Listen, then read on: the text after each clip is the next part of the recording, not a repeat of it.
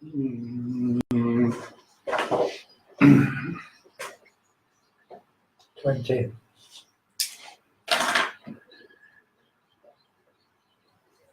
Right, quiet.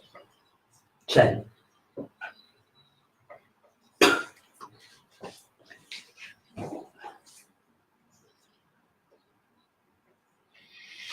Our wonderful Florence with her special machine, only second to the great Amy Winehouse. Oh, 7 years ago today. today. Obsessed with her, isn't he? I love Amy Winehouse. Yeah. There's somebody put a little montage together on Facebook this morning, lads, and there was one track where she just went acoustic with one acoustic guitar.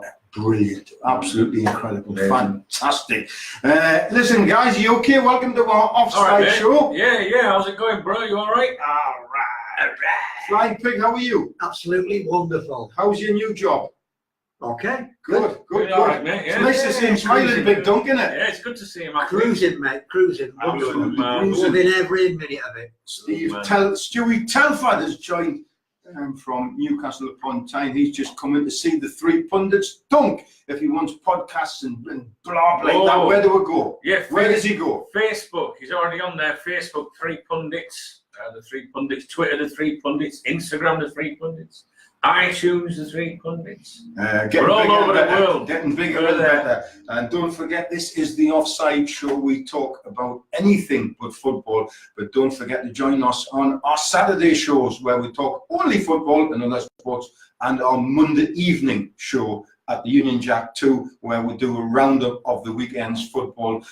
On Monday coming, we will be doing a roundup on how wonderful it has been to see Newcastle get the first win of the season. No sport in here, remember. Come on now.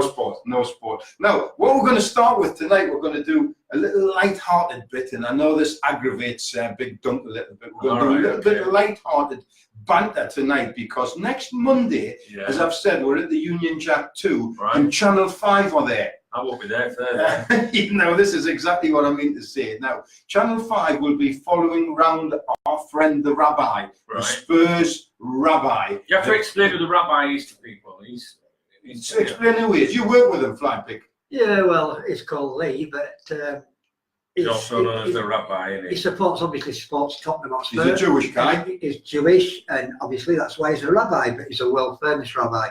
He's just incidentally, Scotty, he's just had another tattoo yesterday. Have you seen it? Yeah. It's a half Union Jack and Yeah. half Israeli flag. All right. The man's a nut. Yeah. So I said, oh, that's a bit of yid, is it? And all that. And he went, yeah, the man is an absolute nutcase, but a likeable nutcase. What's his connection to the Union Jack too? He's a part owner. Okay. Now, the thing is, there's television cameras are there, Channel 5. Now, we do a little spot on a Monday evening. We've asked the Rabbi into the last two, and he's actually went down very well, lads. Yeah. He knows his football. He predicted last week. Oh, sorry, we can't talk about football. He predicted last week. He was the only one amongst the four pundits who predicted an England victory against Spain. So give him a little bit credit where it's due. Absolutely. Now, Channel 5 are there next Monday. Right. And this is the funny bit. They're filming a programme called OAPs Misbehave. Old age pensioners misbehaving. Misbehaving badly. That's right. And I think how he got onto it, Scotty, is because last year he was on Come Dine With Me, wasn't he? Yeah, he was. He was on Come Dine With Me, and he won it. He won it, yeah. Yeah. And not that programme I've watched, incidentally, but...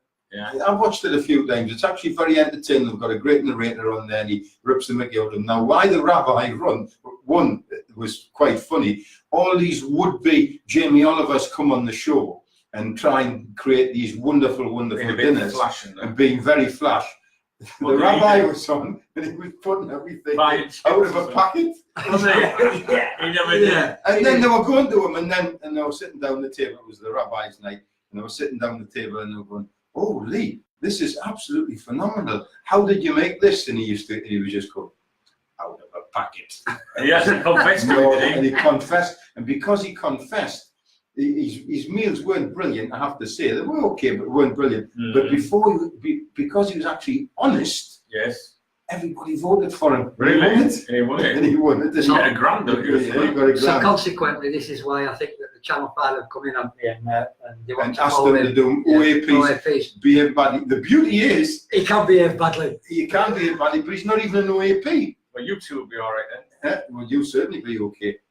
I have OAP, man. I'm still in my 40s, my early 40s as well, I'll have you know. Well, I've got to admit, Just a big paper on that.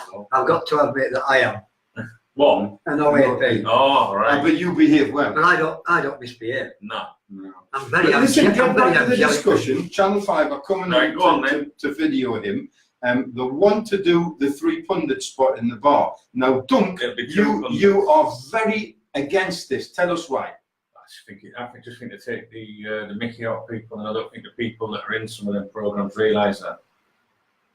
Keep elaborating, please. That's it. I'm trying to say it in a polite way because we're obviously Well, we're on air. I've got to watch my mouth, you know. Yeah. It depends what the program is. There's nothing wrong with featuring some of these documentaries, but I do think that some of them that have been here, I don't know. I think the people that take part think that it's going to make a big difference to them. Maybe if To the business. maybe if they've got a business or if they're a performer or something. Nothing wrong with being put on the map, obviously, but I do think that sometimes it can be a bit cringe. Yeah, I think I agree with Dunk. Some of them are great. Yeah, it depends. Yeah, I'm not knocking anyone that appears on it. There's been several, hasn't there? There's been 2, 3. It's the way that they narrate them and the way they edit it. I must confess, Yeah. if anybody came to me and said, "Oh, we want to feature you in a program called Bargain Brits Abroad," I'd tell them to sling the hook. Yeah. I mean, I think the title of that is crap. Yeah, well, Bargain I've got to Brits be Abroad. honest, I've watched them all, like, I've seen them all, and Well, there was another one. That's an insult. Bargain Brits Abroad. I mean, they were featuring the campsites. Now, we know quite a few people on the campsites. I think you do as well, Fly Pig. Yeah. Some lovely guys Absolutely. that have worked hard all their life. Yeah. Maybe haven't got quite enough money to go and buy a €200,000 apartment facing overlooking the beach or whatever. But they've pulled their money together. They've bought a caravan. They've prepared. They've put all their money aside for fees and everything. It's not cheap living on them campsites. It's about $4,000 a year, you know. I know, man. It's not cheap. That's Oh. just for the ground Yeah, rent, and then you've got to keep your caravan up there. Yeah. But to say, "Oh, come on, it was a program called Bargain Brits Abroad," I would prefer that they said, "Come on to a program called Adventurous Abroad," Yeah, where that's more like you've packed up from the UK, you've left the bad weather behind, and you've decided to go I for it. know of examples in that particular series where they've edited things, where they film people over a few weeks apart, edit it, put it together as in the same episode, more or less seconds apart, and it's made people look stupid, stuff like that. Yeah. And I think the narration sometimes, I don't know, I don't like it, Well, if you think Bargain Brits in the Sun is not very good, it doesn't say a lot for old age pensioners behaving badly. But there in the title there though, that is a definite this is going to be daft, isn't it? Yeah, it's going to be a pee take. Yeah, it's going to be a Mickey take. So maybe what you're getting involved in something like that. The pre-show of that, a couple of years, I've done a wee bit of research. I know you guys don't really bother. You come on without being prepared and stuff. But I do a little bit of research, a little bit of research before the show. And I researched this a couple of years ago, and the actual show started in England. And they went, the first thing that they went to, and somewhere like that. I see, I've done a bit of research. Yeah. You watch it, don't you? Watch all this and they went to, I think it was Blackpool. And this is cringeworthy, an OAPs swingers club. Really? Oh, I mean, great pubic hairs. You just don't go there. How did that even Yeah, I mean, you just don't go there, No, you don't. And so it started with that sort of thing, OAPs, and then they came to Benidorm and they went, "Hello, this is the utopia of OAPs behaving badly," and you've got them on those scooters and all that. Now, it's staged though, isn't it? I confess, I haven't seen one. The OAPs behaving badly. I'll certainly be watching the rabbis. I've seen You've seen them fly. I think I saw one. It just happened to be on one night, coming on, I was about to go to bed, and I thought, I'll watch this. And it was all right, but to be honest with you, it's exactly what you said, Doug. It's so. It depends which one it is. I think it depends which one it is, because there's obviously been a few. I think that one, if it's just people, OAPs, if you like, having a drink and a knees up and doing what they want, then I don't see there's anything wrong with that, because they know what they're getting into. No, I just think some of the other ones that are there's a couple of people on the one I saw, and it made them look ridiculous. And they are actually But not black people. if you go on a program like that, do they not think that they're going to be Well, made to look? they just, I think what it is probably, and what they want is they just want that 15 minutes. I mean, there was a lad on one of them a while back that they were showing him how he bargain bricks, how he saves money and goes up and gets water from a spring or something like that. I mean, the he drove up there with his like buckets or barrels or whatever, big plastic, what they call containers, yeah. And they showed him and he's like, you could see he was like, I'll save a bit of money doing this, I can go up and get me water and all that. And then next thing, you got a bit of narration, haven't you, about how much it costs him fuel to go and do it all. And it's like, I was just thinking exactly the same thing. This saves me like 60 pence a week or £1 a week. You can go into Merck. Just spent all that on fuel, haven't you? Yourself, you can go into Merck on the supermarket. Why did you do that? 8 litres for about 70 cents. As you said, it'll cost you more in petrol to go and do it. It's just like, I don't know. So the narrator then belittled the guy. Yeah, they do get belittled sometimes, I think. So prepare yourself, Rabbi. Yeah. They might listen up. He's not a mug though, is he? He'll see that a mile away, I think. But obviously a lot of it happens in post-production, so you've got no control. I'll tell you what, I've been with Rabbi today and all he's talked about is cameras are here next Thursday.